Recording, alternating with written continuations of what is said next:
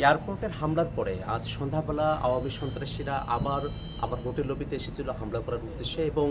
সে সময় যুক্তরাষ্ট্রে অবস্থানরত এনসিপির সদস্যরা এবং আবার শুভাকাঙ্ক্ষীরা তারা তাদেরকে প্রতিহত করেন এবং পুলিশের সঙ্গে যোগাযোগ করেন। পরবর্তীতে পুলিশ ইনভেস্টিগেশন অফিসার তিনি প্রিসেক্টে এসে মামলা দায়ের করার জন্য আমাদেরকে পরামর্শ দেন। তারই প্রেক্ষিতে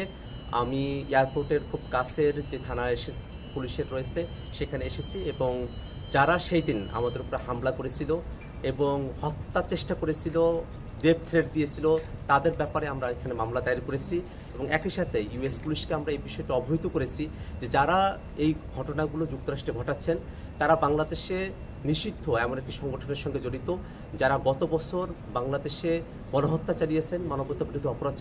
চালিয়েছেন এবং ইউএনের যে রিপোর্ট সে ব্যাপারে আমরা তাদেরকে অবহিত করেছি। আমরা মনে করি যে আওয়ামী সন্ত্রাসীরা তারা দেশে হোক দেশের বাইরে যেখানেই হোক আমরা তাদের ব্যাপারে আইনগতভাবে যে প্রতিকারের ব্যবস্থা সেটা আমরা গ্রহণ করব এবং আমরা এই কথা বিশ্বাস করি যে আওয়ামী সন্ত্রাসীরা তারা যত ধরনের অপরাধ করেছেন সেই অপরাধগুলোকে আইনগতভাবেই নিষ্পত্তি করা সম্ভব এবং আওয়ামী লীগ তার সন্ত্রাস নিয়ে বাংলাদেশে আর ফিরে আসার সুযোগ পাবে না।